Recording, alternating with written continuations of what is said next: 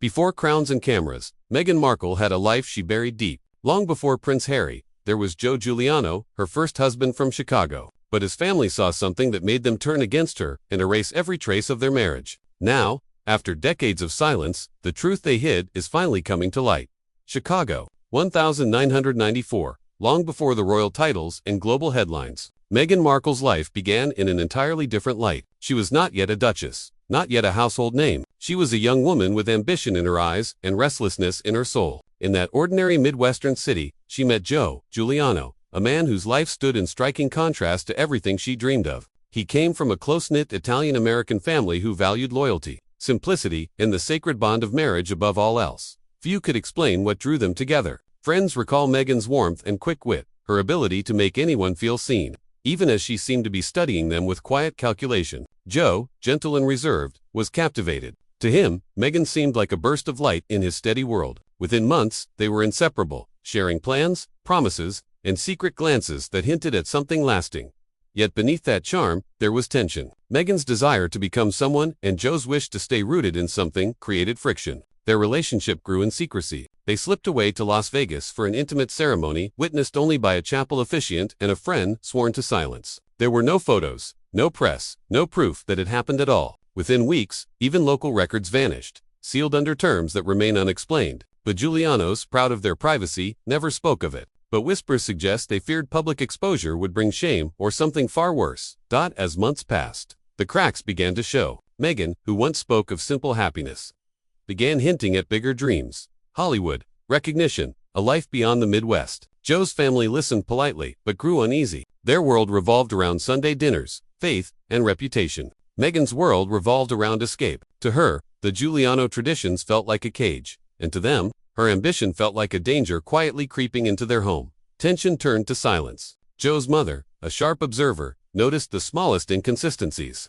Stories that shifted, details that didn't add up. Meghan once mentioned graduating in 1994, though classmates remembered her finishing years later. It was a small detail, yet to the Giulianos it symbolized something deeper, a woman rewriting her past to control her future. What unsettled them most wasn't that she lied. It was how smoothly she did it, with calm sincerity that made the truth impossible to separate from fiction.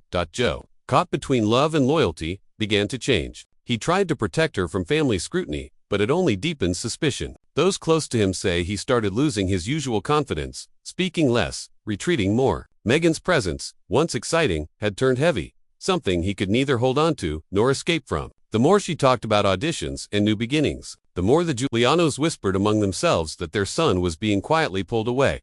Chicago's quiet streets became the backdrop for their unraveling. Meghan's visits grew shorter, her calls less frequent. Joe's father, known for his firm but fair wisdom, warned his son that not all love leads home. The house that once echoed with laughter grew tense. What had started as a secret act of passion was now becoming a chapter none of them could control. By the end of that year, Meghan had already begun erasing Joe from her path. Those who knew her said she never looked back. The marriage faded into silence, its traces wiped clean before the world ever knew it existed. For the Giulianos, it was more than heartbreak. It was betrayal hidden beneath a polished smile. For Meghan, it was the first successful rewrite of a life she refused to let define her. Behind that silence, one question began to haunt those who knew the truth. Why did a woman destined for fame go to such lengths to bury the man who knew her first? What secret did Meghan carry from that erased chapter that made her fear its return? After Meghan slipped quietly out of Joe Giuliano's life, the air in the Giuliano home changed. The laughter that once filled the kitchen vanished, replaced by questions that no one dared to ask aloud. Joe never spoke her name again,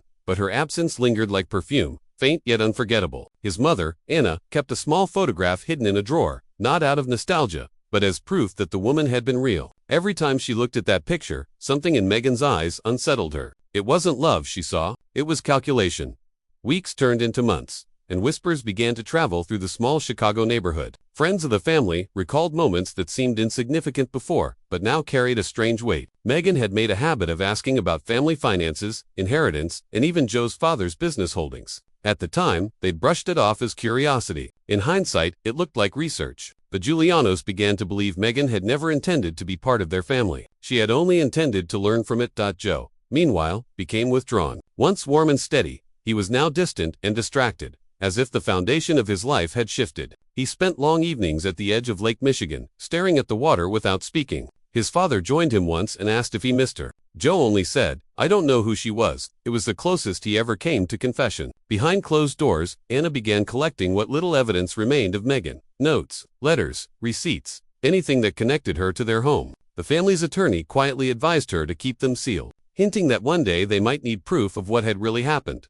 There were whispers of sealed records, financial settlements, and a single page of legal documentation signed by both parties. Its details were known only to the lawyer, who later disappeared from public record. What unnerved the Giulianos most wasn't just Meghan's vanishing act, but how carefully she orchestrated it. A few neighbors later recalled seeing her drive away in a black car one evening, dressed sharply, her expression unreadable. She didn't say goodbye to anyone. It was as if she had rehearsed her exit long before it happened.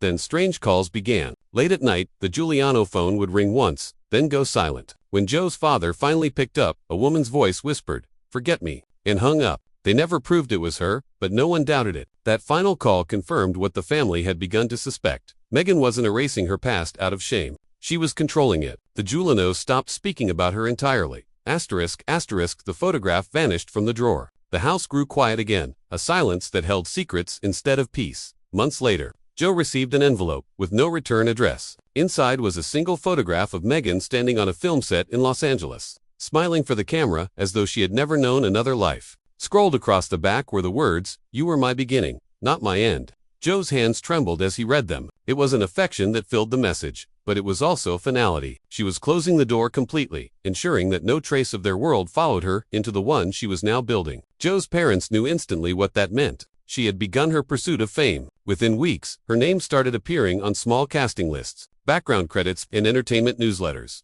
The Giulianos watched in disbelief as the woman they had once welcomed into their home reinvented herself with flawless precision. To the world, she was a new face with a perfect story. To them, she was the reminder of everything they had lost. What disturbed them most was how she managed to scrub away every part of her former identity. College records bore no mention of marriage. Public documents showed her as single and unattached. Even the witnesses from the Las Vegas chapel were untraceable. It was as if someone or something had helped her rewrite her history. Meanwhile, Joe's life quietly unraveled. He avoided cameras, social gatherings, and even old friends who asked too many questions. Rumors in Chicago began to spread that he had been paid to disappear, that he had signed an agreement ensuring his silence. No one ever found proof, but Joe's change was visible.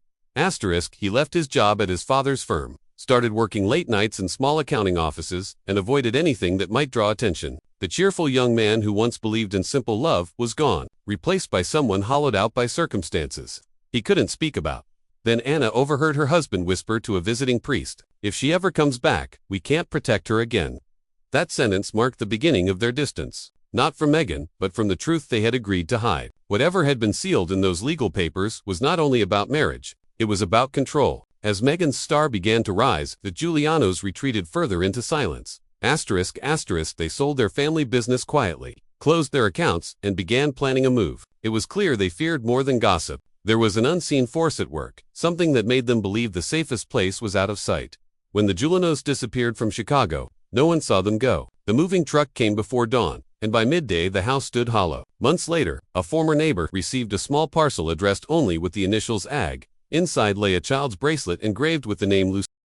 No one in the Giuliano family had ever mentioned a child by that name. To the neighbor, it felt like a message meant to be found but not understood. When she showed it to the parish priest, his face went pale. He told her to burn it and forget she ever saw it. Rumors began to ripple quietly through Chicago's Italian community. Some claimed the Giulianos had fled to southern Italy, taking a little girl with them. Others swore they'd moved to Canada under new identities. Among those whispers was a chilling claim: the child wasn't Joe's at all. It was Meghan's. Fragments began connecting in people's minds. Anna's withdrawal, the sale of the family business, the lawyer's disappearance. Something had forced them into exile. Not guilt, but fear. And at the center of it was a child who couldn't exist on paper.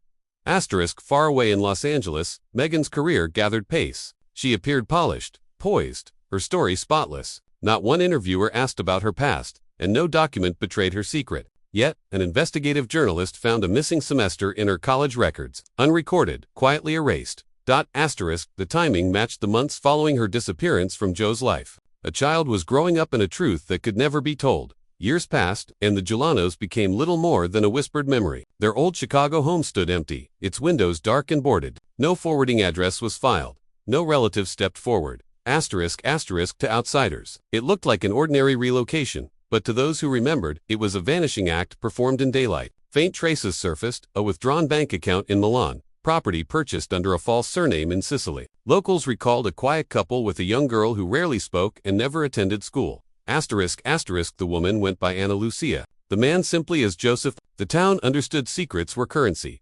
Meanwhile, journalists trying to trace Meghan's early past stumbled on gaps that defied logic. Months missing from documents sealed by court order, and a photograph taken years before she was publicly known. Behind her, blurred, almost unseen, a little girl walked hand in hand with a man whose face was turned away. For the Giulianos, exile was their silence turned physical. For Meghan, the world saw only her perfected story. Somewhere in Italy, a child was growing up inside a truth that could never be told.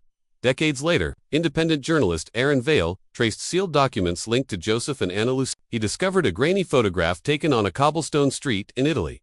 A woman stood at a flower stall, face hidden by a scarf. Beside her, a young woman with striking features smiled shyly. The resemblance to Meghan Markle was undeniable. An anonymous email contained only 2 words: "She knows." Attempts to verify the image led nowhere. Those who remembered the Giulianos claimed they had moved on long ago. An aging priest said quietly, "You cannot bury truth. It grows roots." Strange coincidences continued: a mysterious legal visit to Milan, a sealed inheritance transfer under an untraceable name, and a woman seeking dual citizenship claiming her father's last name was Giuliano. Aaron Vale continues searching for that woman, convinced she holds the final link between 2 worlds, one royal, one forgotten. Perhaps the world will never know what truly happened between Meghan and the family that vanished to protect their secret. One truth remains. No matter how deeply a story is buried, it waits for the right moment to breathe again. Somewhere, that hidden chapter is still alive, quiet, waiting, watching.